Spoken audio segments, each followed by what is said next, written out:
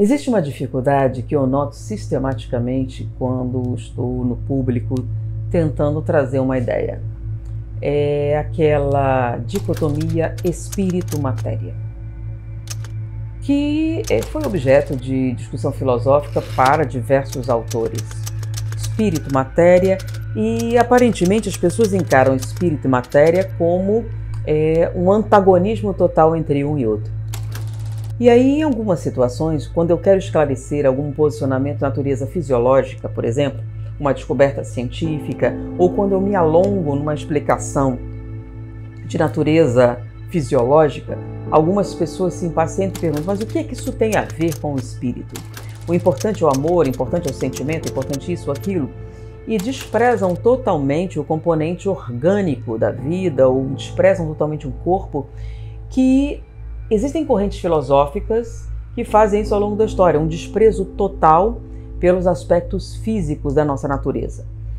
E aí, toda vez que a pessoa insiste nesse ponto, né? Aliás, o que tem a ver eu saber? Por que eu quero saber isso? Qual o interesse disso na compreensão de fatores espirituais? Eu faço uma pergunta e levo a pessoa a raciocinar comigo a respeito desse fenômeno. Nós somos espírito ou somos matéria? Automaticamente a pessoa responde: é claro que nós somos espírito. Aí eu pergunto: você tem certeza? E a pessoa tem: eu sou um espírito imortal.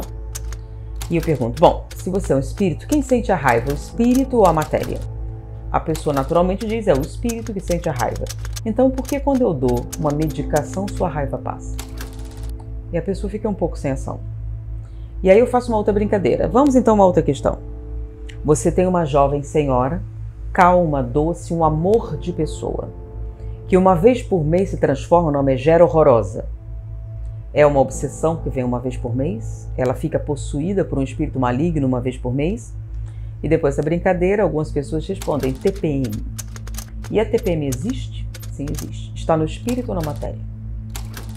Aí as pessoas ficam confusas. E então está onde? É simples. Porque nós não somos espírito.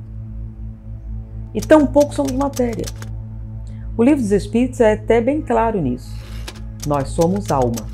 Mas não é a mesma coisa? Não, não é a mesma coisa. Tanto não é a mesma coisa que ele tem toda uma explicação para a diferença entre espírito e alma. O espírito é aquele fora da matéria. É puro espírito. E o que é alma? Alma é a junção espírito-matéria. Como assim? É o subproduto da união do espírito e da matéria. Na nossa situação atual, presente, nós não sabemos o que é espírito e o que é matéria. Porque essa junção é tão intensa que você não sabe dizer onde começa um, onde termina o outro. Inclusive, eu faço um gráfico para explicar isso. Então, imagina um retângulo.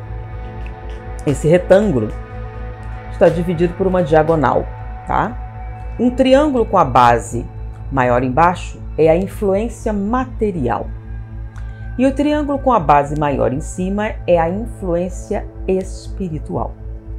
E o retângulo representa a evolução. Então, no início da evolução, você é 99% de influência material, 1% de influência espiritual. O que é que significa? Que nós somos alma.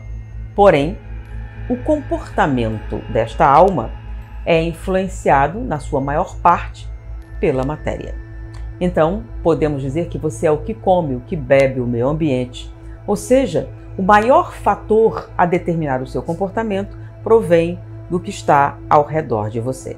Mas à medida que você vai reencarnando, a influência espiritual vai aumentando.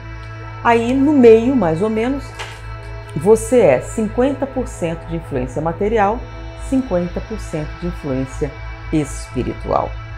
Ainda é alma.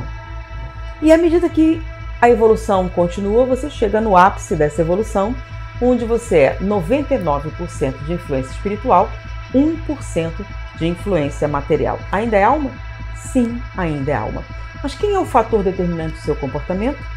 A influência espiritual.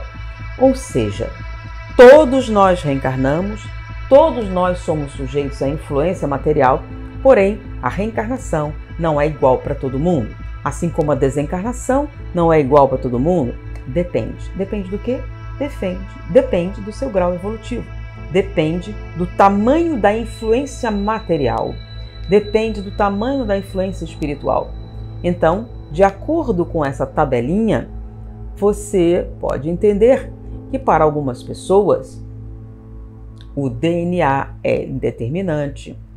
Então, para essas pessoas, o que Mendel não explicar, Freud explica. Mas acima desse nível, aí você não pode encontrar uma explicação para determinados comportamentos apenas no DNA, apenas na influência material. Por isso que eu sempre pergunto, bom, nós aqui estamos do meio para cima ou do meio para baixo? Ah, do meio para baixo? Então as explicações materiais ajudam e muito a entender o nosso comportamento no presente. Porque nós não somos espírito, nós não somos matéria, nós somos alma.